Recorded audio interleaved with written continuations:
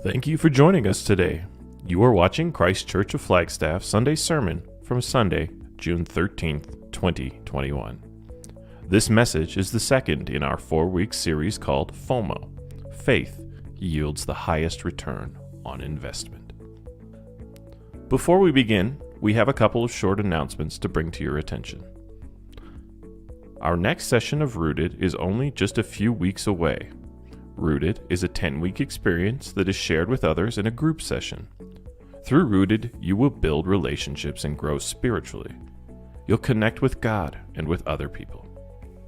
If you've never participated in a Rooted experience, sign up for this summer session starting June 23rd, 2021. To sign up and for more info, email Whitney at ccof.church. We are planning to send a short-term missions team to Peru to work with our partners there. The trip runs from October 9th through 17th, 2021, and sign-up is open to anyone.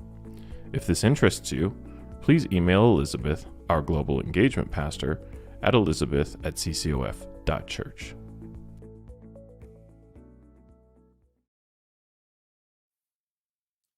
Hey, welcome to Christ Church of Flagstaff. I am so glad we are getting into God's Word today together, that we're here. And if you want to make comments, share this, we would love that. Help us share what God's doing in our midst between us and with so many other people. Thank you so much. We are in this series called FOMO, and FOMO used to just be called Keeping Up with the Joneses, where you went outside, you looked down the street, and you saw your neighbor had something new, and you thought, oh, I want that. And it's much different today, right? But now we look at our friends, their life, their photos, all of the things that they're doing, the Joneses are doing. You got to keep up with their TikToks. One of the things I've been watching on TikTok is this guy named the Godfather of Meat. Now, friends, you need to follow this guy. I mean, look at this picture, this ribeye with the flame going. I mean, that is something I need to keep up with because I fear I'm missing out on having this for dinner. Godfather of Meat on TikTok causes a little FOMO in my life. I don't know what causes you FOMO or your favorite person to follow. Throw it in the comments right now. We'd love to hear what you're watching and what's causing you just a little bit of FOMO, a little bit of jealousy, a little bit, I want to keep up with the Joneses, go buy a new pellet grill, whatever it might be for you. Last week we said that as we looked at this letter, we're going to look at it again a little bit more, of a letter from Paul to Timothy that's found in our Bibles. It's called 1 Timothy. And we said that what God is giving us an opportunity, you and I, to see our money as a tool and as a test.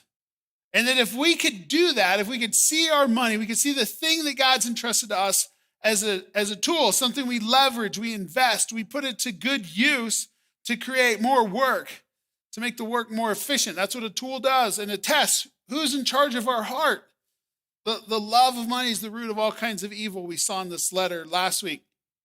And it's so applicable because if we want to overcome FOMO, the kind of FOMO that drives our decisions, that drives our financial purchases and decisions and direction, this is the key. Seeing your money as a tool and a test. And in this letter, we get to see a simple formula today.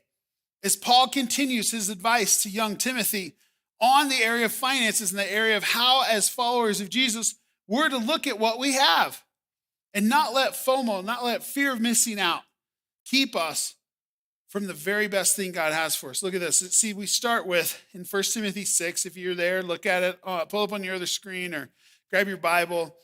He says this in verse 17. He tells us what we need to know first. Command those who are rich in this present world not to be arrogant, nor to put their hope in wealth. Don't put your hope in wealth, which is so uncertain, but to put our hope in God, who richly provides us with everything for our enjoyment.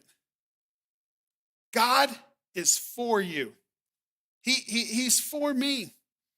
And he richly provides for our enjoyment. And here's where it gets a little sticky and hard for some of us. Many of us think of God. Many of us think of churches or pastors, people like me, as people, they're just trying to take something from us, take our money. swindle us. And I'm sorry that may actually have been your experience. Just be honest. There are ministries, pastors, churches that are not dealing with financial things with integrity. They just do it wrong. There are people who are trying to take from you and using God and religion as the means to do it.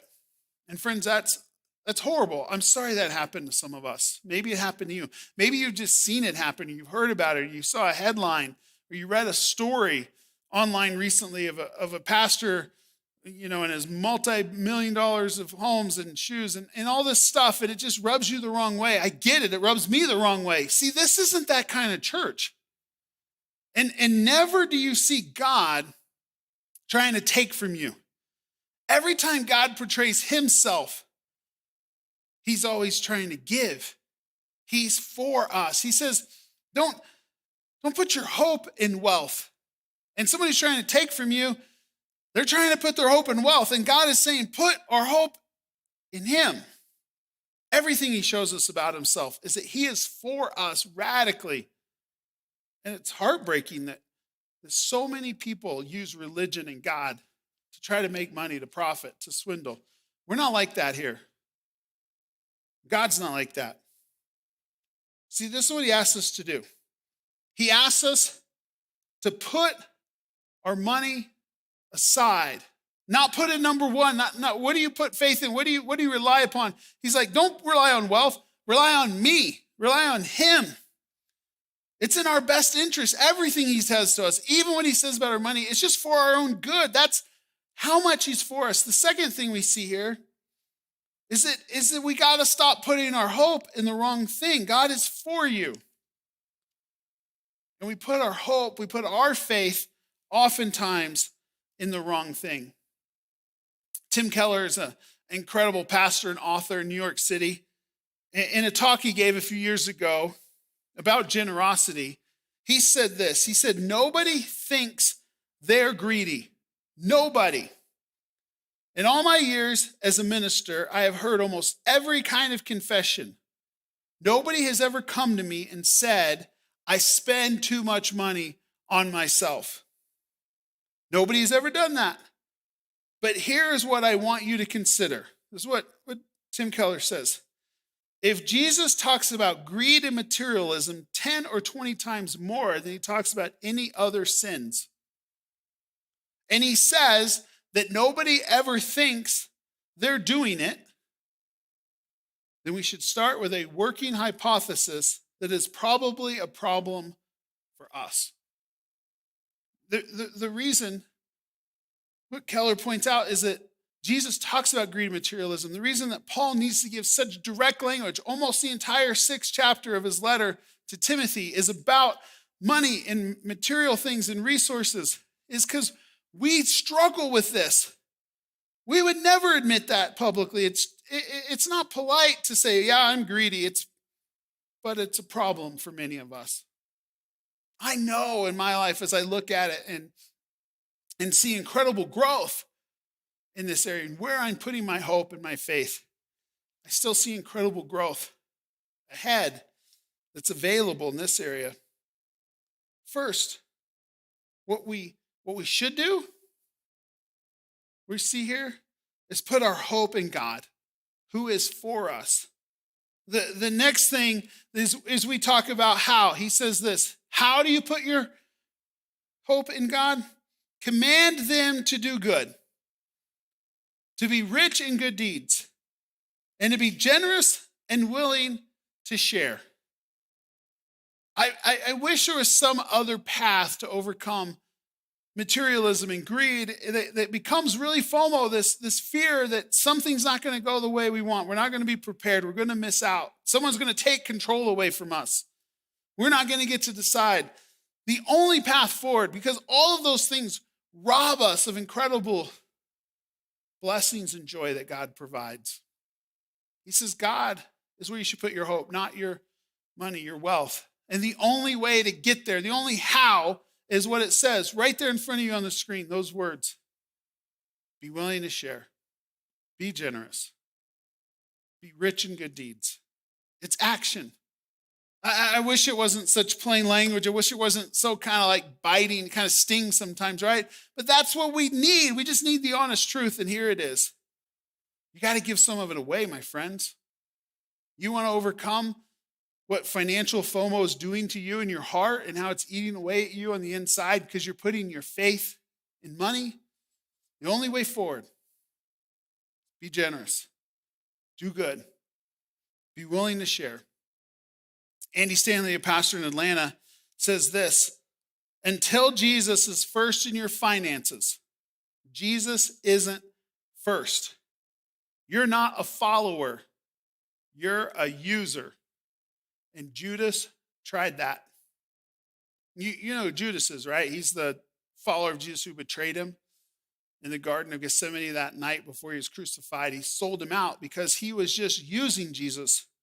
Stanley says, FOMO causes you and I to have a similar posture. See, if we're not following Jesus with our finances, we're not following Jesus. We're using him for something else. The last area we're going to cover today as we go through this passage is why. Why put my faith in God financially? It says it real plainly. What? Trust God. How? Be generous. Why? In this way, you will lay up treasure for themselves as a firm foundation for the coming age, so that you may take hold of the life that is truly life. Why? Take your faith out of money. Don't put your hope in wealth. Put it in God, who's good and for you, by being generous, so that you can take hold of the life that is truly life. That's why. See, the life of faith, the life that puts Jesus and the kingdom of God first, it's a life that fear and FOMO keep us from, my friends. It's life that's truly life. In the fall of 2015, our church here at Christ Church, we participated. We all together felt like God was calling us towards our future. And we did a campaign, a financial campaign, where we asked our church family, people who are part of this ministry, to contribute financially over and above what they were giving normally. And Christy and I, it was called Ready. We started praying about it. And what that did, and it was a very successful campaign, and it was an amazing outpouring of resources. And what we did with that were many things. We did technology things. We moved our offices next door to the building. Administration had place for our middle school ministry over there. We took that other space that we left, turned it into more space for our Abundant Life preschool. I can actually hear those kids right now. And it's great. Like, we're ministering to more families today than ever before because of those changes. We added to our lobby and restrooms, which I know are so important to all of us. Right? We did amazing things because of Ready. And Christy and I have always, since the very first week we were married, have given 10%, and now we give more than 10% to this church, to the three churches we've been a part of and served at. And for a decade, it's been Christ Church of Flagstaff. And we were at Ready, that campaign, trying to decide what is it God was calling us towards financially to give above that tithe, that percentage we were giving then.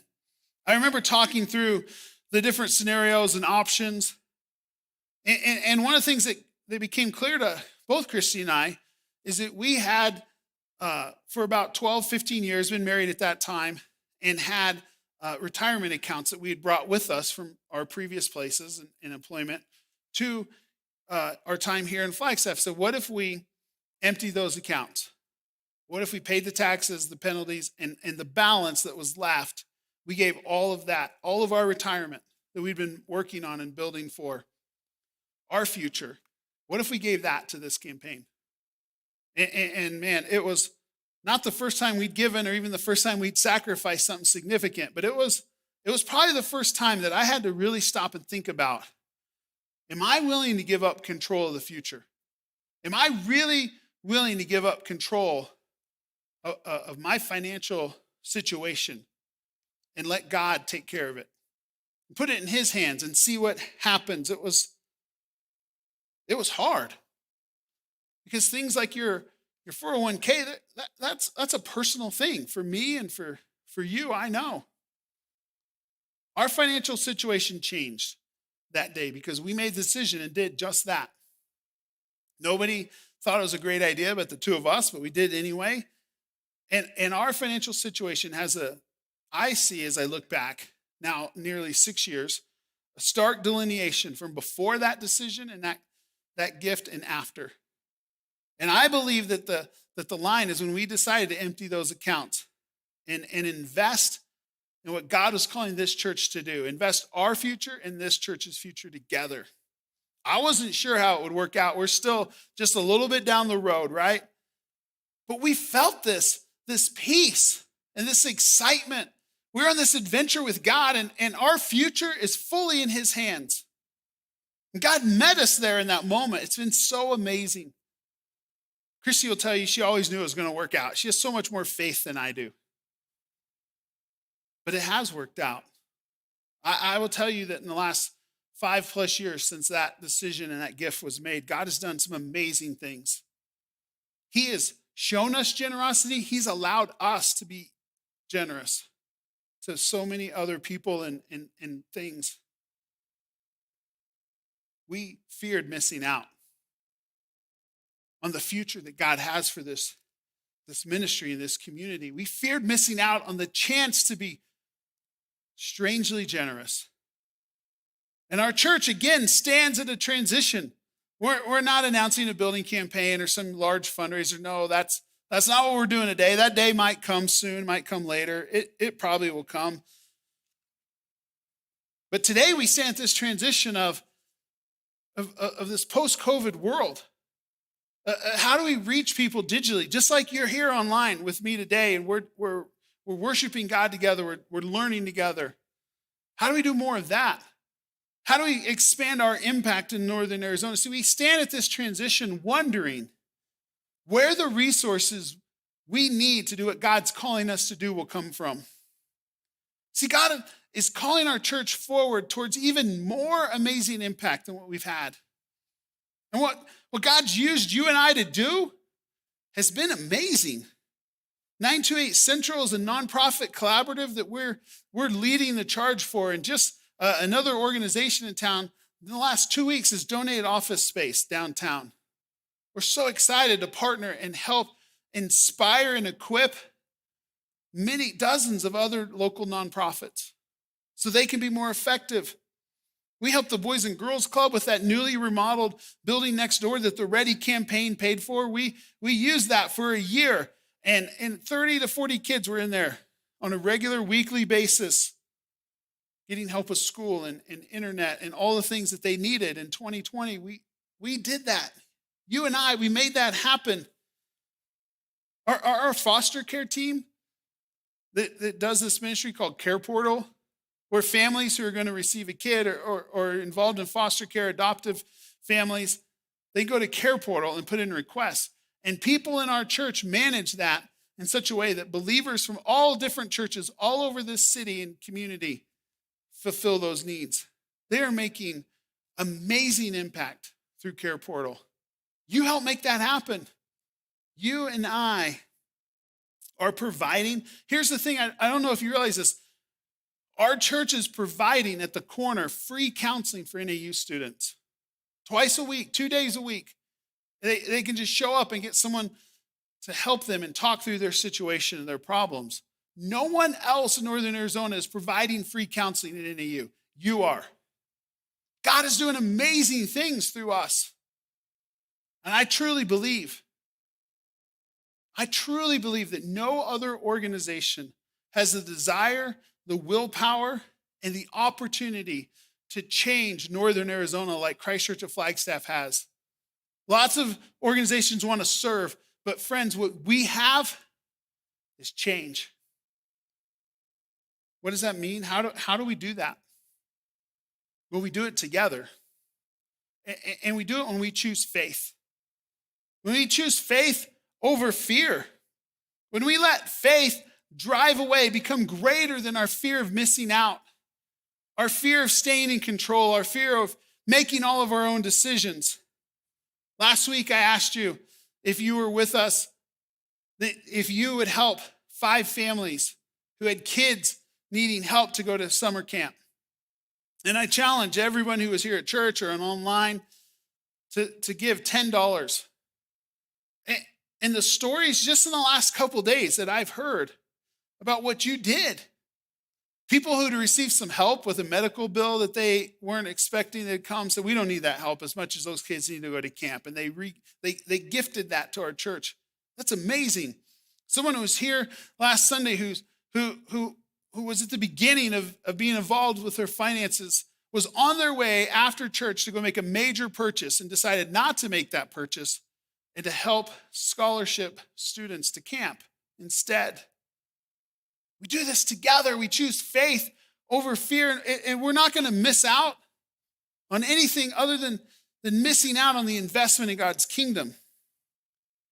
Today, I want to just propose something. Would you consider, is today the day you and I have enough faith to make a recurring investment in this church, in this organization, in this group of people, this local church with no outside funding, just us, what you and I put in is what we have to use.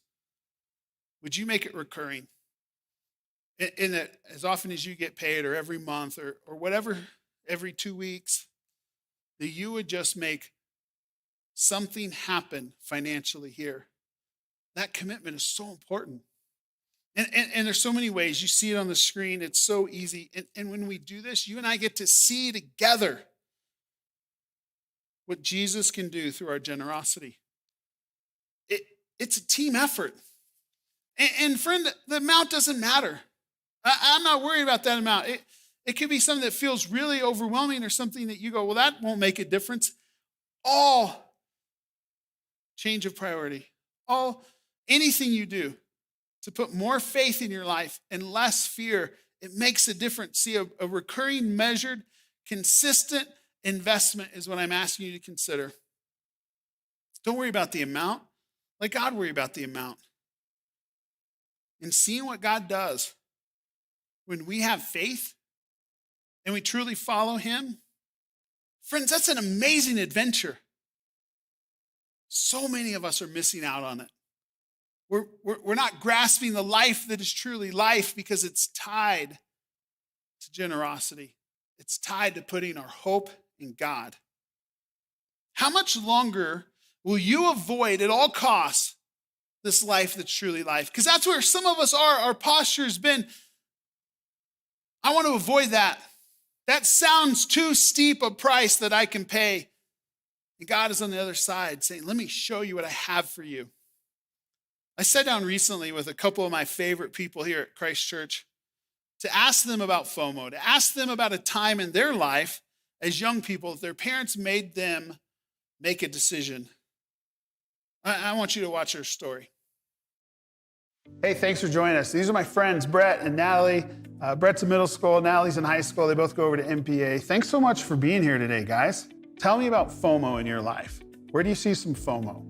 I see it when I don't get to go do something that a bunch of my friends are doing. Like when I don't get to go to youth group because I have to do homework. Like today, I thought, oh, it's Monday, I have a lot of homework I gotta do for finals week and everything. But then I figure, well, I can do homework later. I wanna go to youth group. Yeah, so you did that? Yeah. Good choice, high five. Brett, where do you see some FOMO? In school when I have homework to do and I don't get it done in study hall. And when I get home and all my friends are hanging out at the park, playing basketball, and I need to get it done before I can do anything, or if I have some chores to do before I can hang out. So you guys in the past, you've been to Disneyland, right? Yeah. Mm-hmm. You like Disneyland? Oh yeah, we love it. It's a lot of fun. What's your favorite part of Disneyland? What do you like about Disneyland? The churros. The churros? Yes. That's awesome. I don't know, all the rides, everything about it. The other thing I know you guys have done many times in your life growing up is you've been on more house building trips. Tell me about those. Those have a really special place in my heart. They're just a part of me. I love them a lot. Yeah, how so? Like, tell me, like, how would we know that? I've made so many memories there and I've connected with so many different people. Yeah, very Yeah. cool. Brett, what about you? Tell me about you. I feel like it's a big part of my life too, and it's how you can meet new people and learn about new people that go to the church, who come on the Amore trip, and the people that we build for. You just get to know them every single day Yeah. you build.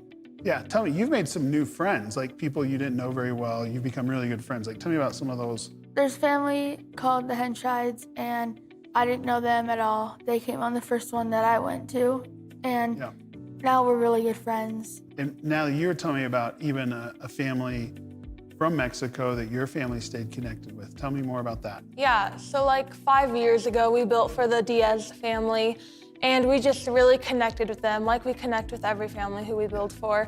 And now to this day, we're still really in touch with them, and every time we go down to Mexico, we hang out with them or visit them or go out to dinner with them. Yeah, that's so cool. Like, Yeah. Do you guys still hang out with anybody from Disneyland, like any of the workers? I'm just kidding. That's a joke. We'll cut that out. So I heard this story that a few years ago, your parents came to you and said there was a little bit of a situation and they needed your help navigating between Disneyland and Amore, right? You guys know what I'm talking about? Yeah. Tell us a little bit about that conversation, what happened in that scenario. Yeah, so that year we couldn't afford to go to both Disneyland and do more in the same year, so we had to pick one over the other. And it was a really hard decision, but we had to decide, and they made us decide which one we were gonna go on as a family. They made you guys, the kids, decide. Yeah. Yeah, Brett, how'd you feel about that? I feel like Disneyland is super fun, all the rides, all the good food, but Amore is also very fun, all the good food and the people we get to meet. I feel like Disneyland, you don't get to like hang out with friends, but Amore, you can hang out with friends and get to know more people. And so your parents made you guys decide, said you couldn't afford it, and then sometimes you decided more, right? And then sometimes I've heard parents do scenarios like this, and then they like jump out with Disneyland tickets and they surprise you that you made the right choice, so you actually get to do both. Is that what happened in this story? So what happened? We had to decide. We had a few days to pick one over the other, and we both ended up picking Amore, wanting to go on that one more. And you told me, talk a little bit, Brett, about you guys were going to Disneyland every other year. So it's not just that you went a few months later, you haven't been back. Yeah, we were super excited to go to Disneyland because we haven't been there in 2 years. But the last time we went, we haven't been there since. So it's been about, I think, like 5 years now, because we've been just doing more. And that's what we really want, the whole family. And it's life-changing. Do you guys regret that decision? Not at all. No regrets at all. What would you tell like other teenagers whose parents told them they had to pick between like their favorite place for like a trip, amusement park, and an Amore trip? Like what would you tell somebody your age who's never been to Amore about making that choice? I would just tell them how it's really a life-changing experience, and it'll always be with you, and like you have no idea how amazing it is until you go and do it. Well, I appreciate you guys doing this and sharing your story about FOMO. And you didn't miss out, did you? No. Yeah. Thanks so much. Yeah.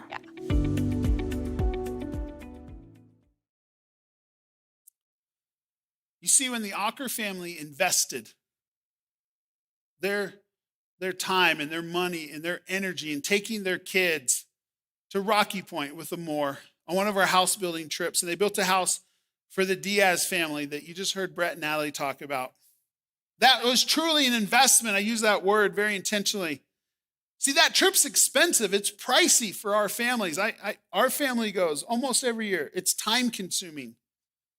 You have to invest time and effort and money, and your back always hurts as you're laying in your tent at night. But see, it's an investment with an amazing return. Could today be the day that you demonstrate your faith?